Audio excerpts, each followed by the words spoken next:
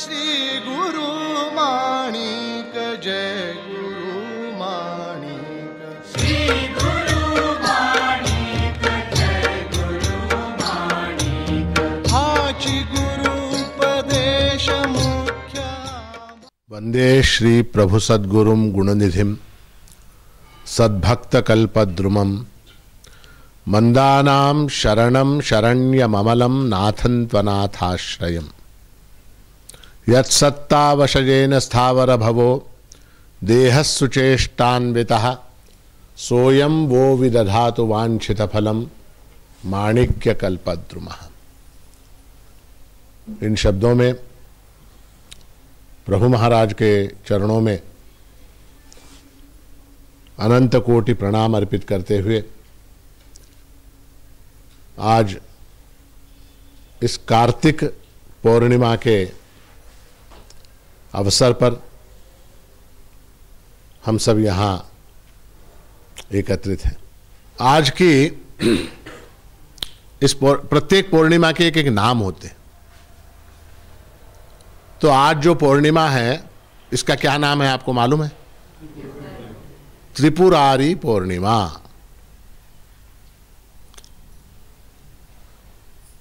त्रिपुरासुर नाम का एक राक्षस था और उस त्रिपुरासुर राक्षस का भगवान शिव ने नाश किया। त्रिपुरारी, अरि यानी शत्रु। त्रिपुर का शत्रु कौन? तो भगवान शिव। त्रिपुरारी पूर्णिमा। ये त्रिपुरासुर कौन था, कैसा था? तो वो त्रिपुरासुर जो है हमारे आपके सबके अंदर ही बसा हुआ है, वो कहीं बाहर नहीं है, अंदर है। त्रिपुर, त्रिपुर यानी क्या? त्रिपुर, त्रिपुर म्हणजे काय? तीन ठिकाण किंवा तीन स्थल, तीन नगर। हमारा जो ये देह है ये तीन देह मिलके एक देह बना हुआ है। हमारा जो शरीर है लगता क्या है कि एक शरीर है, वह वास्तव में यहां तीन शरीर हैं। जैसे कोई व्यक्ति कोट पहनता है, कोट है ना, कोट पहनता है तो हमको क्या दिखाई देता है कि इस आदमी ने क्या पहना है? कोट पहना है। मगर उस कोट के अंदर एक कमीज होती है, एक शर्ट होती है। उस शर्ट के अंदर भी एक बनियन होती है। वो हमको दिखाई देती है क्या? नहीं दिखाई। शर्ट दिखाई देता है क्या? नहीं दिखाई देता। कोट दिखाई देता है। उसी तरह से ये जो दिखाई देने वाला शरीर है उसका नाम क्या है? स्थूल शरीर।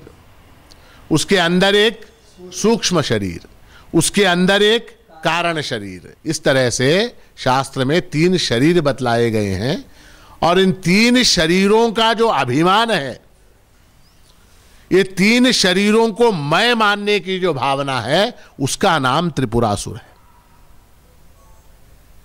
और उसका वध किसने किया? तो भगवान शिव ने किया। वो भगवान शिव कौन है? वो कहीं बाहर रहते हैं क्या? नहीं। वो कहां रहते हैं?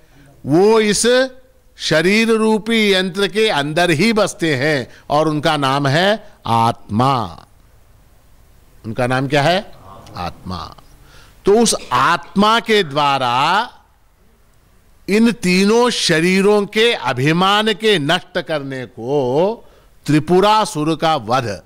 पुराणों में हमारे यहां जो कथाएं हैं वो सारी की सारी कथाएं हमको ऐसा लगता है कि जैसे कोई सिनेमा की कहानी है, वह वास्तव में उनके अंदर एक बहुत गहरा अर्थ छिपा हुआ है। तो आज जो है त्रिपुरारी पूर्णिमा है। ये पर्व किस लिए है? कि हम अपने आत्मज्ञान से अपने तीनों देहों का जो अभिमान है उस अभिमान को नष्ट करने के लिए आज का ये पवित्र अवसर है। भगवान शंकराचार्य ने विवेक चूड़ामणि नामक एक ग्रंथ लिखा। कौन सा? विवेक चूड़ामणि नामक एक ग्रंथ लिखा है। उसमें उन्होंने कहा है, तीसरे श्लोक में कहते हैं कि दुर्लभम त्रयमेवैतत् देवानुग्रह हेतुकम मनुष्यत्वम मुमुक्षुत्वम महापुरुष संश्रया। जगत में 3 चीजें अत्यंत दुर्लभ हैं। 3 चीजें अत्यंत दुर्लभ हैं। हमको क्या लगता है दुर्लभ क्या है? तो किसी को लगता है कि अमेरिका जाना बड़ा दुर्लभ है, अमेरिका जाने में बड़ा खर्चा होता,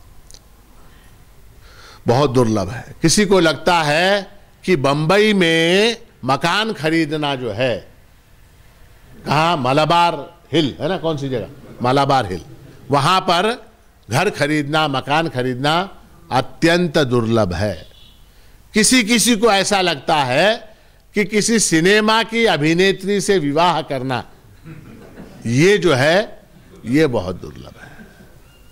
किसी को लगता है कि लाखों करोड़ों रुपया कमाना जो है वो दुर्लभ है। अनेक व्यक्तियों की, अनेक मनुष्यों की दुर्लभता के विषय में अनेक कल्पनाएं हैं, परंतु शास्त्र में कहा गया है कि 3 चीजें दुर्लभ हैं। कौन कौन सी 3 चीजें दुर्लभ है? मनुष्यत्वम, सबसे पहले क्या? मनुष्यत्वम। और यह भी कहा गया है कि ये 3 चीजें परमात्मा की अनुकंपा से, परमात्मा की कृपा से प्राप्त होती है। बाकी की जो चीजें हैं वो मनुष्य अपने प्रयत्न से प्राप्त कर सकता है ना। मलाबार हिल में घर खरीदना है, आप अपना प्रयत्न करके खरीद सकते हो। अमेरिका जाना है, आप प्रयत्न करके जा सकते हो। आप पैसा कमाना है, प्रयत्न करके कमा सकते हो। किसी अभिनेत्री से विवाह करना है, प्रयत्न पूर्वक वो भी साध्य कर सकते हो।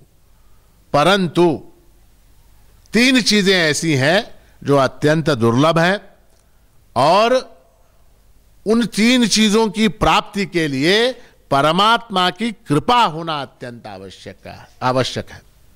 देवानुग्रह हेतुकम, देवता का, परमात्मा का अनुग्रह होना, कृपा होना, यह अत्यंत आवश्यक है। वो 3 चीजें कौन सी हैं? तो सबसे पहला कहा मनुष्यत्वम, दूसरा कहा मुमुक्षुत्वम, और तीसरा महापुरुष संश्रय। ये 3 चीजें हैं। अब पहला जो मनुष्यत्व है, इसका हम थोड़ा सा विचार करें। ये मनुष्य देह जो है, इसकी जो प्राप्ति हमको होती है वो कैसे होती है? आपको मालूम है कैसे होती है? मनुष्य देह की प्राप्ति कैसे होती है? मनुष्य देह जो प्राप्त हुआ, इसके लिए आपने कोई रिकमेंडेशन किसी का लगवाया? एमएलए का, एमपी का, किसी मिनिस्टर का रिकमेंडेशन करवाया क्या? आपने कोई एप्लीकेशन दिया क्या कि मुझको मनुष्य बनकर पैदा होना है? कोई एप्लीकेशन, कोई रिश्वत दी क्या? किसी से कहा क्या? नहीं, आपने किसी से कुछ नहीं कहा, अपने आप आपको मनुष्य देह की प्राप्ति हो गई। परंतु ये मनुष्य देह अपने आप प्राप्त नहीं हुआ है। ये मनुष्य देह जो है वो आपके अपने कर्मों के फलस्वरूप आपको मनुष्य देह प्राप्त हुआ है। जो कर्म आपने किए पिछले अनेक अनेक अनेक अनेक जन्मों में, जो कर्म आपने किए, तो उन कर्मों में जब पुण्य और पाप ये दोनों बराबर हो जाते हैं, उस समय मनुष्य देह की प्राप्ति होती है। देखिए, पुण्य अगर अधिक हो गए और पाप अगर कम हो गए तो आपको देवता का देह प्राप्त होगा। स्वर्ग में रहेंगे, इंद्र के दरबार में कुछ आपको ड्यूटी लगेगी, कुछ काम लगेगा आपका, हाँ, और वहां बैठ के अप्सराओं का क्या डांस देखना। और वहां पर स्वर्ग में 2-3 चीजें बड़ी इंपॉर्टेंट हैं देवताओं के जीवन में। क्या? कि वहां अनलिमिटेड सोमरस है। सोमरस, सोमरस, अमृत नहीं, सोमरस, सोम, देवताओं की पीने लायक योग्य वस्तु, वो जो है सोमरस वहां पर अनलिमिटेड मात्रा में है। वो बहता रहता, आप ले लो पी लो, ले लो पी लो, कितना पीना पी लो। सोम रस, और दूसरा वहां क्या है, अप्सराएं हैं। कौन कौन, रंभा, मेनका, उर्वशी इत्यादि इत्यादि इत्यादि। इनका डांस देखो, है ना। वहां देवताओं का जो जन्म है, देवताओं का जो शरीर है, उसमें ज्ञान प्राप्ति के लिए कोई रास्ता नहीं है, उसमें हो नहीं सकता ज्ञान प्राप्त। देवताओं को ज्ञान प्राप्त नहीं होता, न वहां कर्म करने की कोई गुंजाइश है। तो वो भी, देवताओं का जन्म भी किसी काम का नहीं है। हाँ, और तीसरी बात, बड़ी अच्छी बात, कि वहां स्वर्ग में जरा मृत्यु नहीं है, जरा नहीं है, बुढ़ापा नहीं है, रोग नहीं, जवान, हर एक आदमी जवान। वहां बच्चे भी नहीं होते स्वर्ग में, मतलब उम्र बच्चों की नहीं होती, बूढ़े भी नहीं होते, जितने होते हैं सब जवान होते हैं स्वर्ग में, है ना। तो ये स्वर्ग का जीवन है। और दूसरा एक है पशुओं का जीवन है।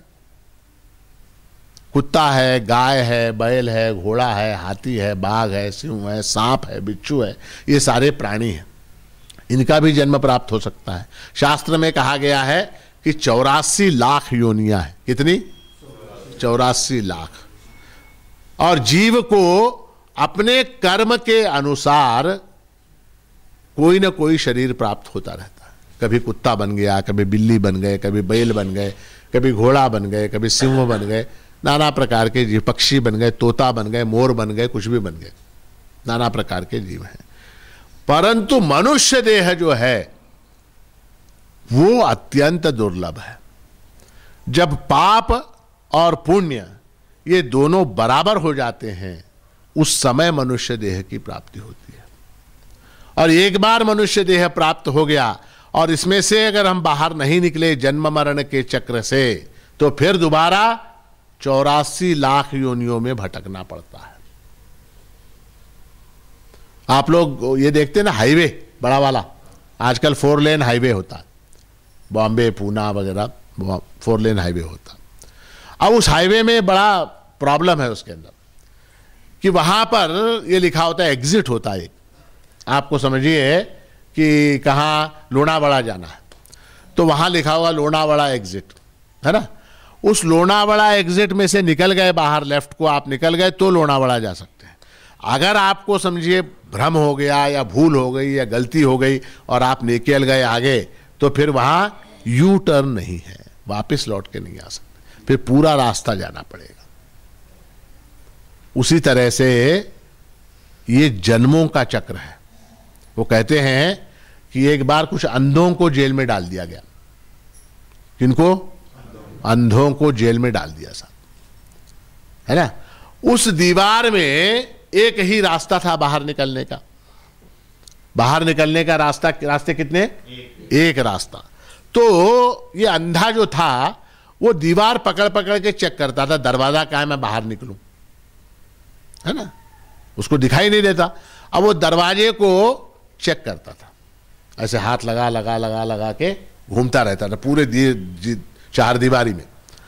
और जब वो दरवाजे के पास आता था तो उसके सिर में खुजली होती थी, और वो क्या करता था, वैसे आया, ऐसे हाथ लगाया, ऐसे खुजाया उसने से, फिर लगा, तब तक वो दरवाजा निकल चुका होता, फिर उसको पूरा चक्कर मारना पड़ता था, पूरा चक्कर मारना पड़ता था। तो इस तरह से वो चक्कर मारता गया और जैसे ही दरवाजा आया वहां उसको खुजली लगी, है ना। उसी तरह से ये मनुष्य जन्म है। इस मनुष्य जन्म का उपयोग जो है वो किस लिए है? ये जन्म मरण के चक्र से बाहर निकलने का एकमात्र रास्ता है। देवताओं को भी मोक्ष की प्राप्ति नहीं होती, देवताओं को भी मोक्ष की प्राप्ति नहीं होती, पशुओं को भी मोक्ष की प्राप्ति नहीं होती। मोक्ष की प्राप्ति केवल मनुष्य जन्म में संभव है। इसलिए मनुष्य जन्म जो है वो अत्यंत दुर्लभ है और वो केवल परमात्मा की कृपा से प्राप्त होता है। प्रभु महाराज ने भी कहा कि माणिक म्हणे जन्म जातो हा वाया, कितीतरी फेरी फिरू, अतामी सखे कैसे काय करूं, है ना। मनोहर माणिक प्रभु महाराज ने भी कहा क्या नरतनु व्यर्थ गमाई, नहीं ढूंढा अपना माणिक साई। तो मनुष्यत्व जो है वो अत्यंत दुर्लभ है। अब परमात्मा की कृपा से हमको, आपको, सबको ये मनुष्य देह प्राप्त हुआ है। अब क्या करें? मिल गया मनुष्य देह, अब क्या करें? खाओ पियो मजा करो, और क्या। मनुष्य देह मिल गया, अब इसका क्या करेंगे? तो कहते हैं नहीं, इस मनुष्य देह में भी सारे के सारे मुक्त हो जाते हैं क्या? नहीं होते।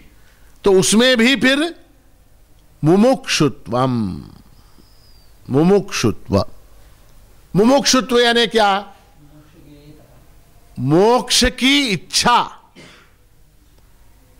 ये जो मनुष्य देह है, ये जो संसार में मैं हूं, इस संसार से मुझे बाहर निकलना है, ऐसी इच्छा होना, ये भी अत्यंत दुर्लभ है। सबको होती है क्या ये इच्छा? नहीं होती, सबको नहीं होती। करोड़ों मनुष्य हैं, अरबों मनुष्य हैं, सबको मुमुक्षुत्व, सबके अंदर मुमुक्षुत्व नहीं देखा जाता। देखिए अनेक इच्छाएं होती हैं हमको, होती है कि नहीं? खाने की इच्छा होती है, पीने की इच्छा होती है, सोने की इच्छा होती है, पैसा कमाने की इच्छा होती है, विवाह करने की इच्छा होती है, संतति की इच्छा होती है, और नाना तरह की इच्छाएं, अनेक अनेक इच्छाएं होती। मोक्ष की इच्छा होती है क्या? कि मैं मुक्त हो जाऊं, मुक्त हो जाऊं, ऐसी इच्छा होती है क्या? आप अपने आप को गहराई में सोच के देखिए, अपने आप पर विचार कीजिए कि आपके मन में क्या क्या इच्छाएं होती। ये इच्छा होती है कि मैं रेलवे स्टेशन पे जाऊं तो मुझको ट्रेन मिल जाए, बस स्टैंड पे जाऊं तो मुझको बस मिल जाए, रोड के ऊपर खड़ा रहूं तो ऑटो मिल जाए। ये इच्छा होती है। अब कितने बज रहे हैं? 1:15 बज रहे हैं।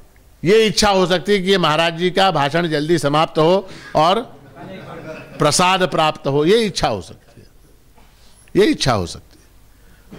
मगर मोक्ष की इच्छा होती है कि मैं इसमें से छूट जाऊं, इन सारे बंधनों से छूट जाऊं, ऐसी इच्छा होती है क्या किसी को? नहीं होती। ऐसी इच्छा का होना ये बड़ा दुर्लभ है। देखिए एक चीज आपको बताता हूं, जितनी भी इच्छाएं हैं, सारी इच्छाएं, आपकी जितनी इच्छाएं हैं, उनको आप विश्लेषण करके देखिए क्या इच्छा है आपकी। बताइए क्या इच्छा है? कोई भी आदमी बताइए आपकी इच्छा क्या है? बड़ा कार खरीदना। काय के लिए खरीदना है बड़ा कार? घूमने के लिए। क्यों घूमने के लिए? क्या घूम के क्या करेंगे? घूमने से क्या लाभ होगा? क्या क्या क्या? संतुष्ट हो जाता ना, है ना? तो संतुष्ट होना चाहते हैं आप, मेनली संतुष्ट होना चाहते हैं। कार खरीदना इंपॉर्टेंट नहीं, उसके पीछे क्या है? संतुष्ट होना चाहते हैं। दूसरे की कोई इच्छा? संसार कशासाठी चाललं पाहिजे? म्हणजे पुन्हा काय झालं? पुन्हा काय झालं? ह्यांनाही सुख पाहिजे, इनको भी सुख चाहिए, आपको भी सुख चाहिए, है ना? तीसरी कोई किसी की इच्छा? निरोगी आरोग्य पाहिजे, आरोग्य चाहिए, हेल्थ चाहिए। किस लिए चाहिए हेल्थ? वाचन कशासाठी? वाचन कशासाठी? वाचून काय करणार? ज्ञान कशासाठी? पुन्हा सुख प्राप्त करण्यासाठी। अल्टीमेट गोल जो है वो सुख प्राप्त करना है, अल्टीमेट। अब इनको महिलाओं को पूछिए क्या इच्छा है? आपकी क्या इच्छा है? काय पाहिजे? सोनं पाहिजे? नाही सांगा ना काय पाहिजे? प्रभू भक्त कार्यकल्पातून जे मागाल ते देतोय।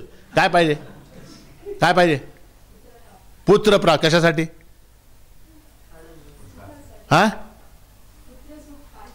नाही पुत्र पाहिजे। कशासाठी पाहिजे पुत्र? वंश कशासाठी वाढलं पाहिजे? वंश का वाढावं? पुन्हा त्यातून सुखच है, पुन्हा त्यातून सुखच है, फिर उसमें से सुख की ही प्राप्ति होनी है। तो अल्टीमेटली आपकी सबकी इच्छाएं जो हैं उनका अर्थ क्या है? एक ही इच्छा है कि सुख की प्राप्ति हो। अब फिर अल्टीमेट और एक प्रश्न है, सुख यानी क्या? सुख म्हणजे काय? सुख म्हणजे सुख का तात्पर्य है आनंद, है ना। आनंद यानी क्या? आनंद यानी स्वतंत्रता, पूर्णता, कंप्लीटनेस, संतुष्टि, है ना, सेटिस्फैक्शन ना, पूर्णता, कंप्लीटनेस, पूर्णता उसको कहते हैं। पूर्णता का अर्थ क्या है? मोक्ष। सबकी इच्छा जो है वो मुक्त होने की है। किसमें से मुक्त होने की है? दुख में से मुक्त होने की है। अब किसी ने कहा कि पुत्र प्राप्ति की इच्छा है, पुत्र के बिना उनको दुख है ना। कार के बिना आपको दुख है, हेल्थ के बिना इनको दुख है। संसार जो है शांतिपूर्वक हो, उसके बिना संसार में शांति के अभाव में उनको दुख है। तो दुख से मुक्त होना चाहते हैं और सुख प्राप्त करना चाहते हैं, है ना। तो उसका ही अर्थ मोक्ष है। उसी का अर्थ मोक्ष है कि दुख अत्यंत निवृत्त हो जाए, रहे नहीं, एक भी दुख न रहे, और सुख जो है वो परिपूर्ण मात्रा में प्राप्त हो। अब यहां एक थोड़ा सा फर्क है, एक छोटा सा फर्क है। संसार की वस्तुओं से जो सुख हमको मिलता है, कार से, पत्नी से, पुत्र से, धन से, वस्त्र से, साड़ी से, खाने से, पीने से, बंगले से, गाड़ी से, साड़ी से, इन सारी चीजों से जो सुख प्राप्त होता है, उसके अंदर 3 दोष हैं, 3 दोष। फिर भी उसके अंदर दुख है। 3 दोष कौन से हैं? एक जो है, या दे आर टेम्पररी। सबसे पहला है दुख मिश्रितत्वम, उसके अंदर दुख छिपा हुआ है। जो वस्तु मुझे अत्यंत प्रिय है वो दुख देने वाली है। कैसे? कैसे बताइए? जो वस्तु मुझे अत्यंत सुख देने वाली है उसके अंदर उतना ही दुख छिपा हुआ है, उसके वियोग में दुख है ना। अब जैसे ये चश्मा है, ये मुझे अत्यंत प्रिय है, इससे मुझे सुख होता है। अब मान लीजिए ये टूट गया तो क्या होगा? दुख। तो इसके अंदर उतना ही दुख छिपा हुआ है। एक तो है दुख मिश्रितत्व, दूसरा क्या है? अपूर्णत्वम। अपूर्ण है वो, मतलब इनकम्प्लीट है, पूर्ण सुख प्राप्त नहीं हो सकता, पूर्ण संतोष प्राप्त नहीं हो सकता, है ना। और तीसरा क्या है? बंधकत्वम, ये बांधने वाला है मुझे। इसलिए सुख तो चाहिए, मगर सुख कैसा चाहिए? जिसके अंदर ये 3 दोष न हो, अतृप्तिकरता न हो, दुख मिश्रितता न हो और बंधकत्व न हो। ऐसे सुख की हमको चाह है, ऐसा सुख चाहिए, और उसी सुख का नाम मोक्ष है। वो हमको सबको चाहिए मोक्ष, मुमुक्षुत्वम। मगर मुझको मोक्ष चाहिए और मुझे इस बंधन से मुक्त होकर ऐसा सुख चाहिए कि जिसके अंदर दुख न हो, जिसके अंदर अतृप्तिकरता न हो और जिसके अंदर बंधन न हो। ऐसा सुख चाहिए, उसका नाम मोक्ष है। ऐसा सुख आपको चाहिए क्या? आप बोलेंगे चाहिए। पहले मैंने क्या पूछा? मोक्ष की इच्छा है क्या? बोले नहीं, मोक्ष की इच्छा नहीं है। तो इसका अर्थ क्या हुआ? अज्ञान है। मोक्ष के स्वरूप के संबंध में अज्ञान है ना। तो मुमुक्षुत्व ये अत्यंत दुर्लभ है कि मैं क्या चाहता हूं, इसको सही तरीके से एनालाइज करके, उसका विश्लेषण करके उसको जानना, इसका नाम मुमुक्षुत्व है। मोक्ष की इच्छा, संसार के बंधनों से छूटने की इच्छा, उसका नाम क्या है? मुमुक्षुत्वम। और तीसरा है महापुरुष संश्रय। महापुरुष यानी कौन? सद्गुरु। उस सद्गुरु का आश्रय प्राप्त होना यह बड़ा दुर्लभ है। सद्गुरु का आश्रय प्राप्त होना अत्यंत दुर्लभ है, सबको प्राप्त नहीं होता। मनुष्यत्व है, मुक्त होने की इच्छा है, मगर वो मुक्त होने का रास्ता दिखाने वाला जो सद्गुरु है वो चाहिए। वो कहां से मिलेगा? वो नहीं मिलेगा, वो अत्यंत दुर्लभ है। भगवान शिव ने पार्वती से कहा है, गुरु गीता में आता है कि दुर्लभम सद्गुरुर्देवी, नहीं, गुरवो बहवः संति शिष्य वित्तापहारक। जगत में गुरु बहुत हैं, अनेक गुरु हैं। टीवी चालू कीजिए, आपको पता नहीं कितने गुरु मिल जाएंगे। गुरवो बहवः संति शिष्य वित्तापहारक और दुर्लभम सद्गुरुर्देवी शिष्य हृत्तापहारक। वित्त यानी क्या? वित्त, मनी। तो शिष्य के वित्त का हरण करने वाले, शिष्य के पैसे का हरण करने वाले अनेक गुरु मिल जाएंगे। बहवः संति यानी बहवः यानी बहुत। गुरवो बहवः संति शिष्य वित्तापहारक और दुर्लभम सद्गुरुर्देवी शिष्य हृत्तापहारक। और ऐसा सद्गुरु जो है, हे देवी, हे पार्वती, अत्यंत दुर्लभ है। कैसा? जो शिष्य के हृदय का ताप हरण कर ले। हृदय में जो ताप है उसका हरण करने वाला सद्गुरु जो है वो अत्यंत दुर्लभ है, अत्यंत दुर्लभ है। तीन चीजें दुर्लभ है। एक क्या? मनुष्यत्व। उस मनुष्य के अंदर मोक्ष की इच्छा जागृत होना, यह दुर्लभ है। और तीसरा, मोक्ष की इच्छा अगर जागृत भी हो गई तो भी उसका रास्ता दिखाने वाला जो है वो सद्गुरु जो है वो अत्यंत दुर्लभ है। सद्गुरु जो है उसके स्वरूप के विषय में जानना आवश्यक है। लोग क्या समझते हैं कि गुरु यानी जो हमको मुहूर्त बता दे, शादी करनी है मुहूर्त बता दे, घर बांधना है मुहूर्त बता दे, दुकान खोलना है मुहूर्त बता दे, वो काम ज्योतिषी का है, सद्गुरु का नहीं। या बीमारी हो गई, कमर में दमारा दम चपाटित फार दुखते हो, घुटनों में दर्द हो रहा, पैर में दर्द हो रहा, हाथ में दर्द हो रहा है, तो लोग सद्गुरु के पास पहुंच जाते। रोग निदान में सद्गुरु की कृपा आवश्यक है, मगर रोग का निदान करने वाला सद्गुरु नहीं है, वो काम डॉक्टर का है ना। उसी तरह शादियां जमाना, आमच्या मुलीचं लग्न होत नाही हो महाराज, मी काय करावं, आमच्या मुलाचं लग्न होत नाही, मी काय करावं, वो काम किनका है? मैट्रिमोनियल वाले जो होते हैं उनका काम है। प्रत्येक कार्य में गुरु का आशीर्वाद, परमात्मा का आशीर्वाद, माता पिता का आशीर्वाद जो है आवश्यक है, परंतु ये काम किसका है? किसी ने लोन ले लिया, मेरे पास से 50 लाख रुपए लेके चला गया, वो आ ही नहीं रहा, मैं क्या करूं? अरे क्या तूने दिया उसको लोन, तू जाके उससे मांग, गुरु क्या करेगा? क्या करेगा?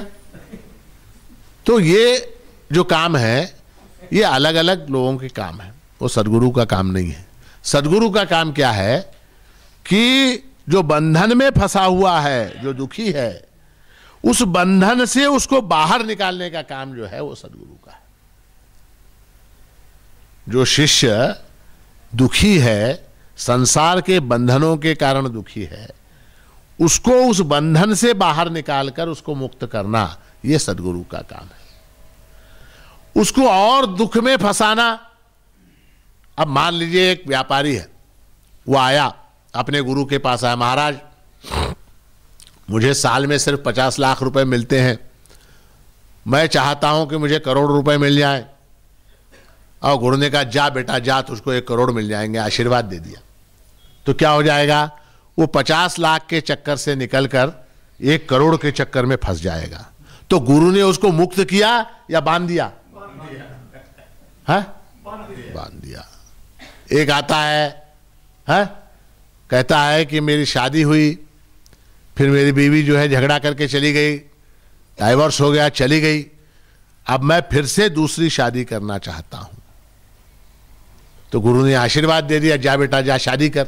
क्या हुआ? वो बंधन में फंस गया, फिर मुक्त हुआ था बेचारा।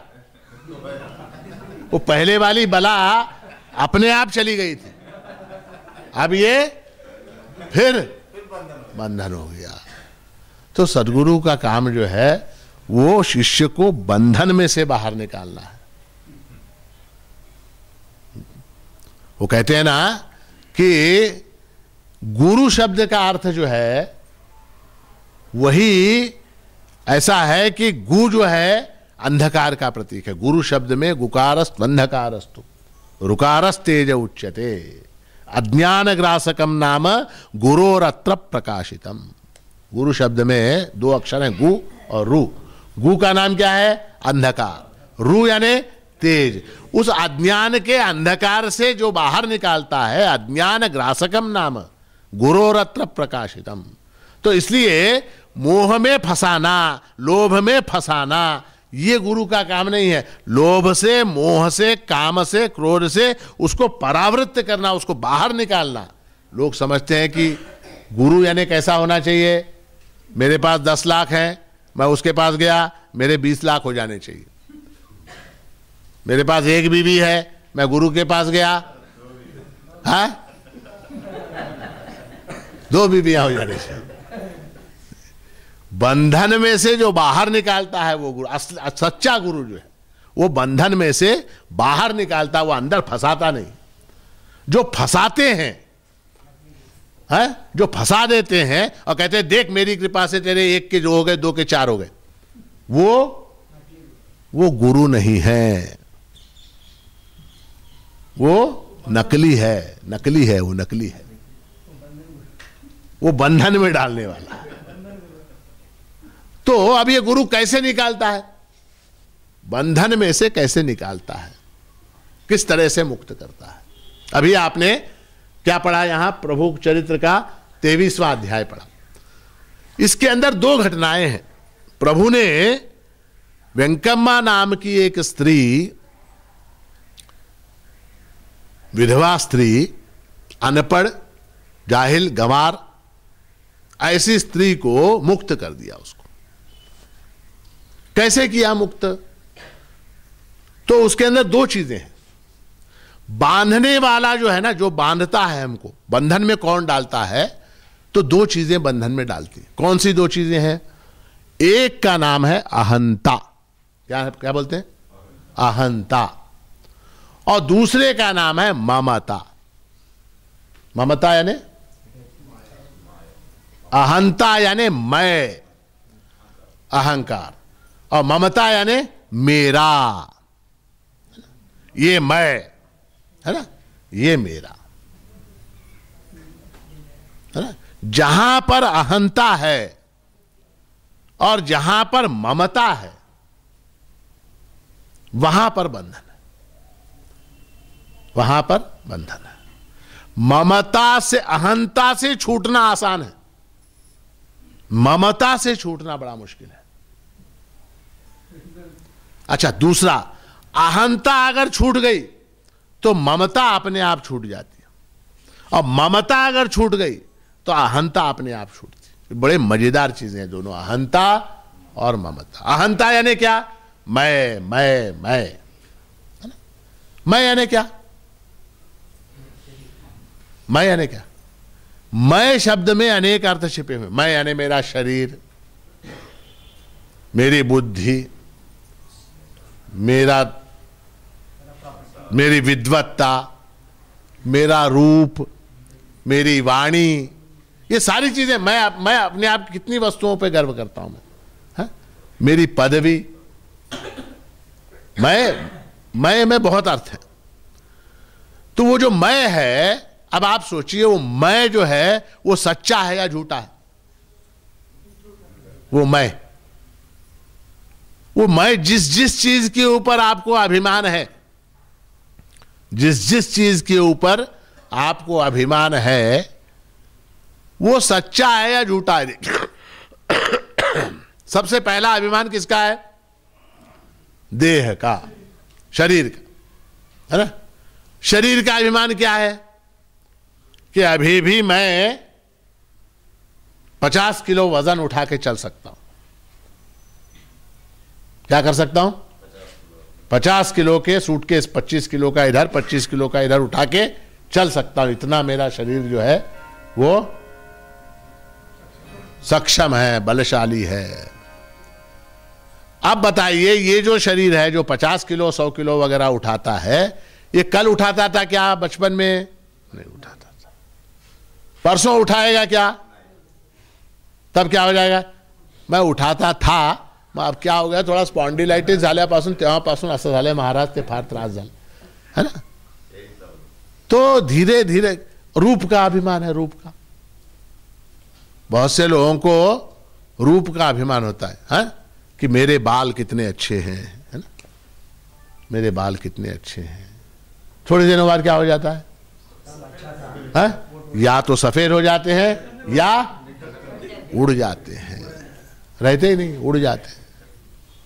दांतों का अभिमान होता है, दांतों का, कि या वयात शुद्धा मक्का भुट्टा मी खातो। देखिए, परमात्मा ने शरीर की योजना जो की है वो अत्यंत सोच समझ के साथ की है। छोटा बच्चा पैदा हुआ, उसको दांत दिए क्या? क्यों नहीं दिए? डाइजेस्टिव सिस्टम सेंसिटिव है, वो बात अलग, साइंटिफिक बोल रहे हैं आप। ये इंसान को अगर छोटे बच्चे को दांत दिए होते जन्म से, तो वो क्या करता? अपनी मां को काटता, इसलिए उसको दांत नहीं दिए। जब वो थोड़ा सा रोटी चावल दाल वगैरह खाने के काबिल हुआ, तब उसको दांत दे दिए। जैसे ही उसको दांत दिए, उसने खाना शुरू किया। इतना खाया, इतना खाया, इतना खाया कि फिर परमात्मा को मजबूर होकर क्या करना पड़ा? ये बहुत, देखिए देखिए, सिस्टम साइंस है, साइंस है, मजाक की बात नहीं है। कब गिरा है दांत? 60 साल की उम्र में, 50, 55, 60 की उम्र में, जब मक्का भुट्टे को पचाने की ताकत खत्म हो गई, तो उसके दांत गिरा दिए। क्यों?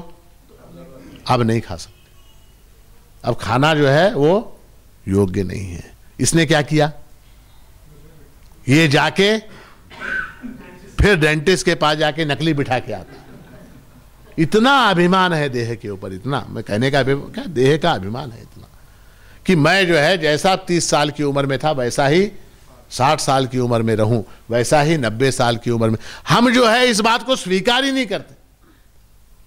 देखिए, अभी कल मेरे पास एक फोन आया, एक महिला है, फोन कर रही है।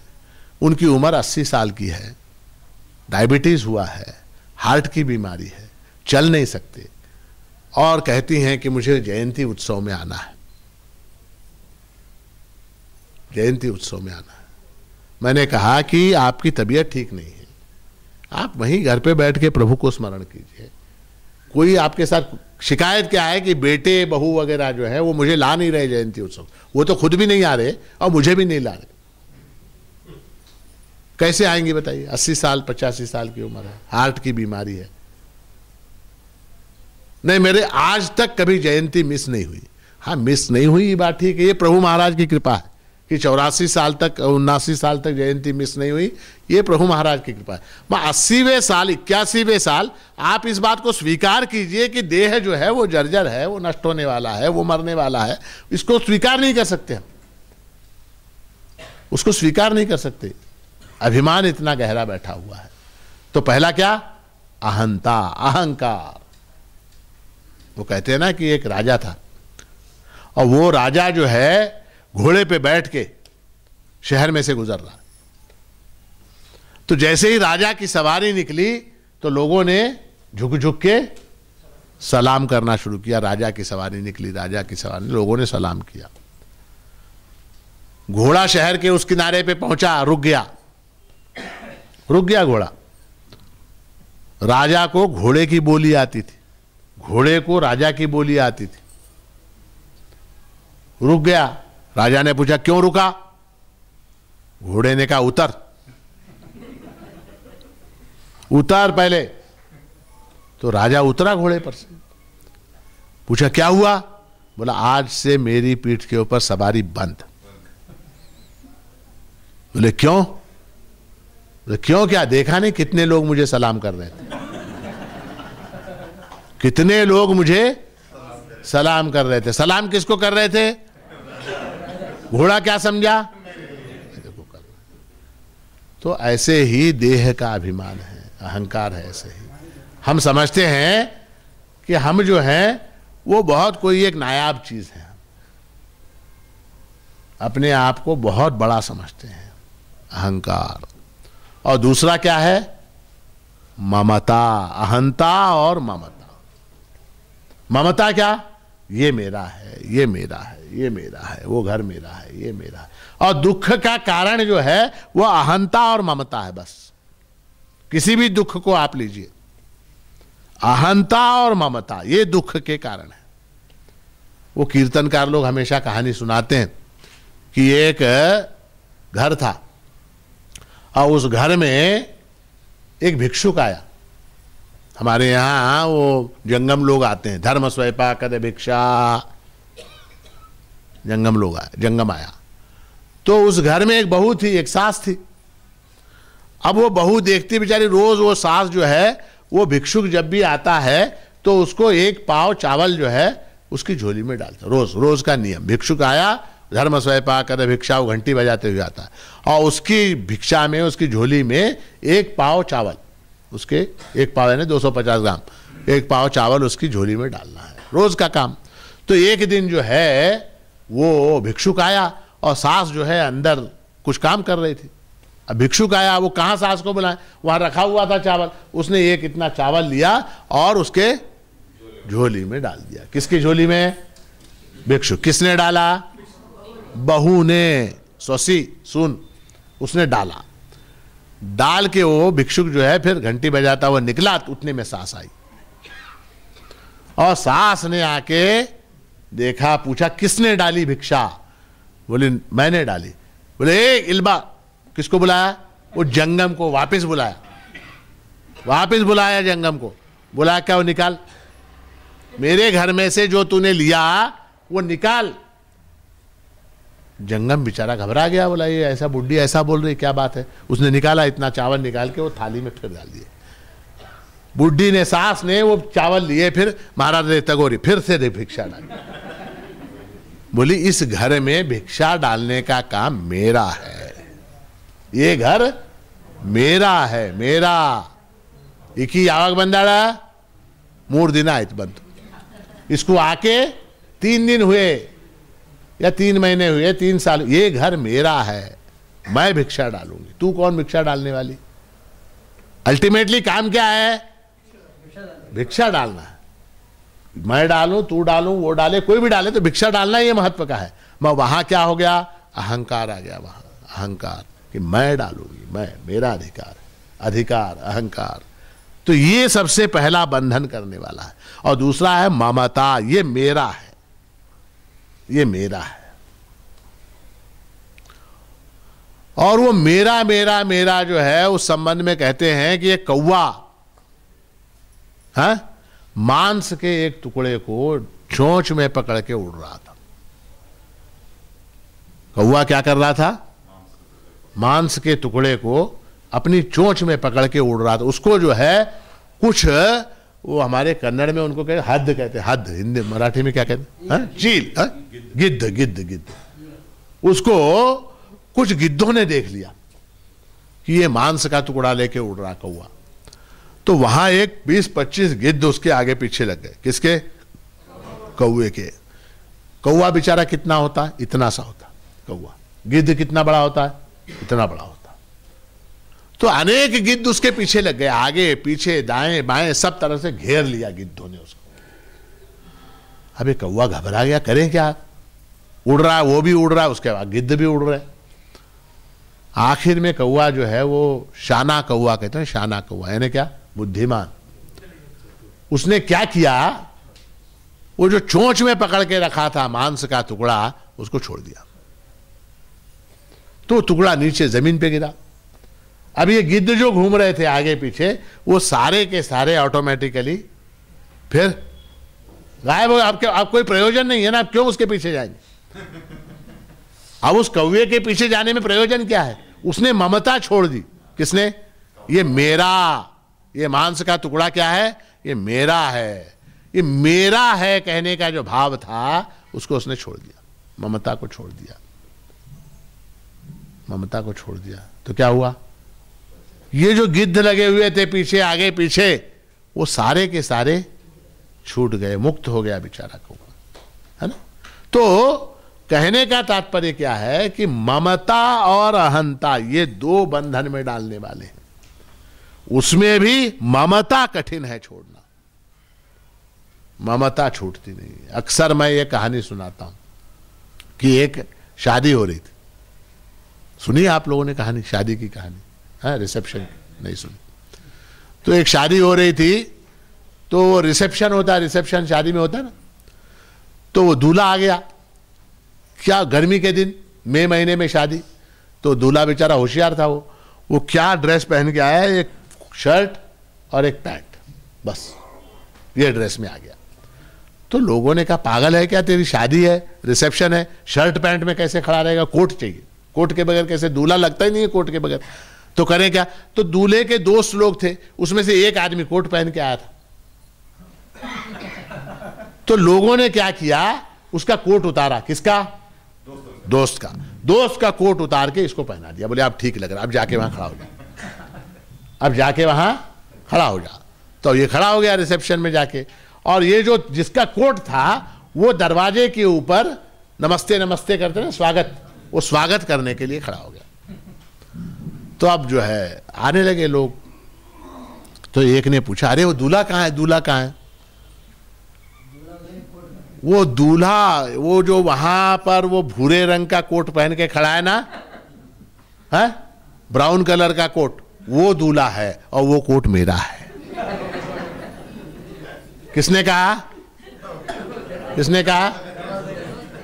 दोस्त, स्वागत करने वाले दोस्त ने कहा वो ब्राउन कलर का कोट पहन के जो खड़ा है वो दूल्हा है और वो कोट मेरा है।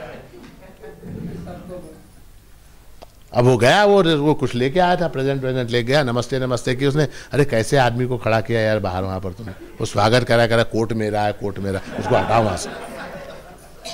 तो दूल्हे ने उसको बुलाया, क्या पागलपन की बात कर रहा है, वहां खड़ा होकर कोट मेरा है, कोट मेरा है, क्या तेरा कोट लेके मैं भागने वाला हूं क्या? नहीं आप सॉरी अब नहीं बोलूंगा। वो जाके खड़ा हो गया फिर से। थोड़ी देर बाद कुछ दूसरे लोग आए, दूल्हा कहाँ है, दूल्हा कहाँ है, दूल्हा कहाँ है? बोले वो जो वहां भूरे रंग का कोट पहन के खड़ा है वो दूल्हा है और वो कोट मेरा नहीं है, वो कोट मेरा नहीं है। क्योंकि उसने दूल्हे को वचन दिया था मेरा है, वैसा नहीं बोलूंगा। उसने कहा वो मेरा नहीं है। अब ये गया जाके वहां, उसने प्रेजेंट किया, उसको प्रेजेंट करके कहने लगा कि कैसे आदमी को खड़ा किया वहां। वो बोलता कोट मेरा नहीं है, तेरा नहीं, अजीब आदमी है। उसको फिर बुलाया, यार पागलपन की बात मत कर, कोट की बात क्यों कर रहा, मेरा है तेरा, ये सारी बातें क्यों, शादी होती ही तेरे को आप अभी चाहिए तो ले। बोले नहीं रहने दे, अब नहीं बोलूंगा, सॉरी। फिर आके वो अपनी जगह खड़ा हुआ, दूल्हा अपनी जगह खड़ा हुआ। फिर थोड़ी देर चला, फिर तीसरा एक और आदमी आया। उसने आके कहा दूल्हा कहाँ है, दूल्हा कहाँ है? तो दूल्हा वो जो ब्राउन कलर का कोट पहन के वहां खड़ा है वो दूल्हा है, मगर वो कोट किसका है, वो कोट किसका है? तो ये ममता जो है वो छूट नहीं रही। कभी कहता मेरा है, कभी कहता मेरा नहीं है, कभी कहता किसका है नहीं। अरे अंततः ममता जो है वो छूटती नहीं। अहंता ममता, ये दो चीजें। ममता अगर छूट जाए तो अहंता अपने आप छूटती है, अहंता अगर छूट जाए ममता अपने आप छूटती है। अहंता ममता दोनों के छूटने के बाद ही मोक्ष होता है। अभी जो चरित्र आपने पढ़ा उसमें प्रभु महाराज ने ये दोनों काम किए। वेंकम्मा क्या कर रही थी? स्नान कर रही थी, देह का अभिमान, तो उनको बुलाया और कहा कि जैसे हो वैसे आओ। आपको अगर बुलाया जाए आप जाएंगे जैसे हो वैसे? है शर्ट नहीं उतार सकते लोग। मंत्रालय में मंदिर है तो वहां नियम यह है कि शर्ट उतार के जाना पड़ता है। तो बहुत से लोग दूर से ही नमस्कार करते हैं। बोले क्यों? अरे बड़ा घोर तो शर्ट तगिबे कहते थे, शर्ट निकालना पड़ता। शर्ट उतारने में शर्म आती है। पुरुषों को तो उस चरित्र में जो घटना है कि वेंकम्मा को प्रभु महाराज ने स्नान करते समय बुलाया। किस लिए बुलाया? अहंता के नाश के लिए। एक तो यह प्रसंग है। दूसरा क्या? उनके शरीर पर आभूषण थे सोने के, आभूषण थे। तो अगर मेरे पास रहना है तो ये सारे उतारने पड़ेंगे, ये देने पड़ेंगे लोगों को। ऐसा प्रभु ने कहा। किस लिए कहा? ममता के नाश के लिए। ये मेरा है, ये हार मेरा है, ये अंगूठी मेरी है, ये कंगन मेरे हैं, ये पाटली मेरी है, ये बिलवर मेरे हैं, है ना, ममता। तो उस ममता के नाश के लिए वो सारे आभूषण उतरवा लिए। आपसे अगर कहूं आपकी अंगूठी जरा देखने के लिए दे रहे हो तो आप 10 बार सोचोगे, महाराज को दे रहा हूं, अंगूठी रख ली तो क्या करेंगे?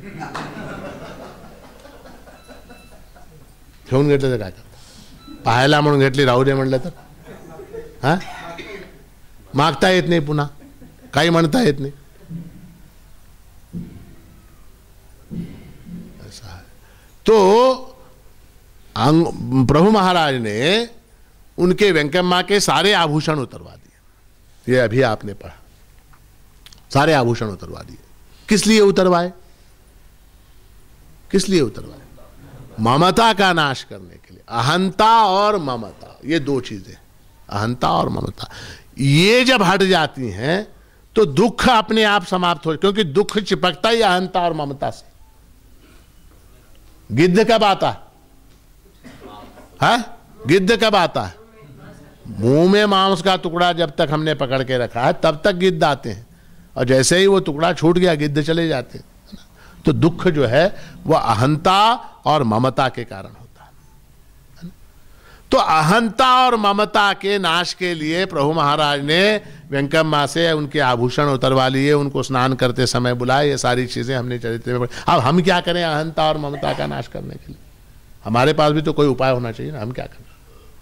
तो उसके लिए उपाय यह है कि निस्वार्थ भाव से सेवा करना, निस्वार्थ भाव से।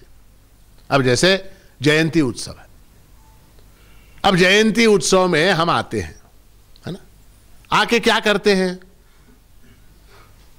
आपण सगळे प्रभूंच्या जयंतीला येतो बरं, सगळे लोक असतो आपण। काय करतो आपण? हम क्या करते हैं? हाँ?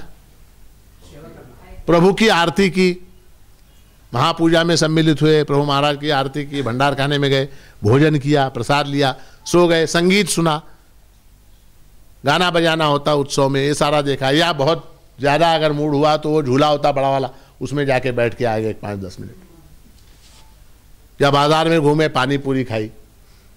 यही तो करते हैं, और क्या करते हैं? उत्सव में सेवा करना, अहंता को भूलकर सेवा करना, अहंता को भूलकर सेवा करना। जैसे अब भंडार खाने में लोग जाते हैं, है ना, वहां भोजन के लिए जाते समय चप्पल पहनकर जाना निषिद्ध है। वहां बाहर चप्पलें रखी रहती हैं, है ना। अब वो चप्पलें, उत्सव में चप्पल चुराने वाले लोग भी होते हैं, तो उन चप्पलों की रक्षा करना, चप्पलों की रक्षा करना कौन करेगा बताइए?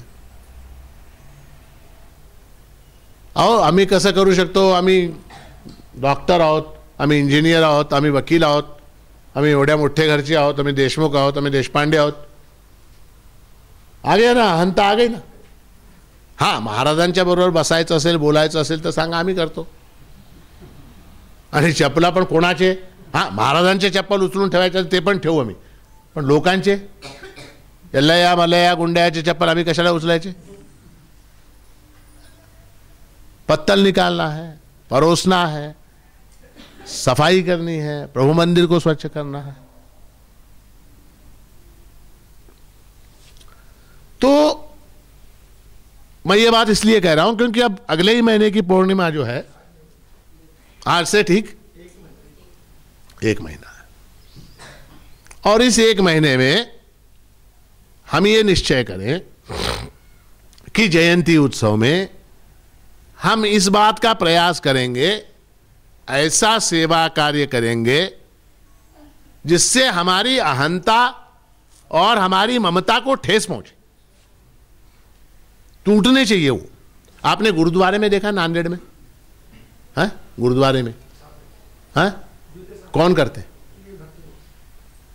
नांदेड़ में करोड़पति, करोड़पति जो है वो सिख धर्म का एक नियम है सेवा का, सेवा का। क्योंकि देखिए हमारे पास क्या है कि जहां जहां जो जो अच्छा है वो हमको लेना है। प्रभु के सकलमत संप्रदाय में अणुभ्यश्च महद्भ्यश्च शास्त्रेभ्य कुशलो नरः सर्वतः सारमाराध्यात् पुष्पेभ्य शतपदः। भंवराज इस तरह से अच्छी चीज़ों को, सार को, रस को ग्रहण करता है, उस तरह से सभी धर्मों से, सभी मतों से, सभी संप्रदायों से जो अच्छा है वो हमको ग्रहण करना है। तो सिखों में क्या अच्छा है? सेवा का भाव जो है वो सिखों में अच्छा है, बहुत अच्छा है। तो उसको हमें स्वीकार कर लेना चाहिए। और ऐसे इस तरह से स्वीकार, देखिए सेवा करने में अनेक प्रकार की सेवाएं हैं, अनेक प्रकार की सेवाएं हैं, परंतु उसमें से भी ऐसी सेवा को हम स्वीकार करें, ऐसे सेवा कार्य को हम करें कि जिससे क्या हमारी अहंता को ठेस पहुंचे। अहंकार मिटना चाहिए, टूटना चाहिए अहंकार। अहंकार बड़ा घातक है, बहुत घातक है अहंकार। समय हो रहा है, आपको भूख लगी होगी और हाँ, तो अहंकार बड़ा घातक है। 18 दिन तक महाभारत का युद्ध हुआ है, और 18वें दिन जब युद्ध में पांडवों की विजय हुई तो अर्जुन का चेहरा जो है वो ऐसे देखने लायक था कि जीत गए, है ना। तो रोज ये होता था कि रथ भगवान श्री कृष्ण चलाते थे, जब कैंप में पहुंचते थे, शिविर में पहुंचते थे, तो ड्राइवर को पहले उतरना चाहिए। ड्राइवर उतर के दरवाजा खोलने के बाद मालिक उतरता है ना। तो अर्जुन क्या थे? वो रथी थे। भगवान श्री कृष्ण क्या थे? सारथी थे। तो भगवान का कर्तव्य क्या बनता था? रोज उतर के वो दरवाजा खोलते थे और उसके बाद अर्जुन उतरता था। ये नियम था। 17 दिन तक ऐसे ही हुआ। 18वें दिन जब युद्ध में विजय हुई तो रथ जाके रुका वहां पर। भगवान ने अर्जुन से कहा उतर तू पहले, तू पहले उतर। बोले क्यों? बोले मैं कह रहा हूं इसलिए उतर। तो अर्जुन उतरा पहले, उसके बाद भगवान उतरे, और जैसे ही भगवान उतरे वो रथ जलने लगा। वो रथ जो है उसमें आग लग गई, वो जलने लगा रथ। आश्चर्य हुआ अर्जुन को। अर्जुन ने पूछा भगवान ये रथ क्यों जल रहा? बोले ये पहले ही दिन जल गया था। ये रथ जो है वो भीष्म के, द्रोण के बाणों से ये पहले ही दिन जल गया था। वो मेरी वजह से टिका हुआ था अब तक। वो मेरी वजह से टिका हुआ था और अब तक इसका कार्य जो है पूर्ण हुआ, इसलिए पहले मैंने तो उसको उतारा। मैं अगर उतर जाता पहले तो तेरे साथ जल जाता है, तेरे साथ जलता। तो इसलिए वो अर्जुन का अहंकार था। उस अर्जुन के अहंकार को नष्ट करने के लिए भगवान को करना पड़ा। तो अपने हमारे अहंकार को नष्ट करने के लिए और हमारी ममता को, ममता और अहंता ये दो चीजें हैं, इसलिए तन मन धन से सेवा कर। धन से सेवा करने से क्या हो जाता? धन से सेवा की मैंने, क्या हुआ? अटैचमेंट। ये मेरा है, ये मेरा है, मैंने इतना जमा करके रखा है, इतना जमा करके रखा है ना। ये जो भाव है वो टूट जाता है।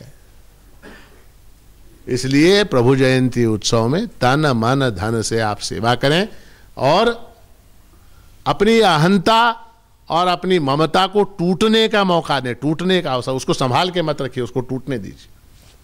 वो टूटेगी अहंता, वो ममता टूटेगी, तभी जो है हमको जो टोटल सेटिस्फैक्शन जिसकी बात हम कर रहे थे शुरुआत में, सुख की बात कर रहे थे, आनंद की बात कर रहे थे, पूर्णता की बात कर रहे थे, मोक्ष की बात कर रहे थे, ये जो सारी चीजें हैं इन सब का अर्थ एक है। वो कब प्राप्त होगा? अहंता और ममता के टूटने के बाद होगा। अहंता और ममता को तोड़ने का अवसर जो है वो आ रहा है जयंती उत्सव के माध्यम से। तो मैं चाहूँगा और प्रभु महाराज के चरणों में प्रार्थना करूँगा कि वो अवसर प्रभु महाराज आपको सबको दे। धन्यवाद। जय गुरुमाणी।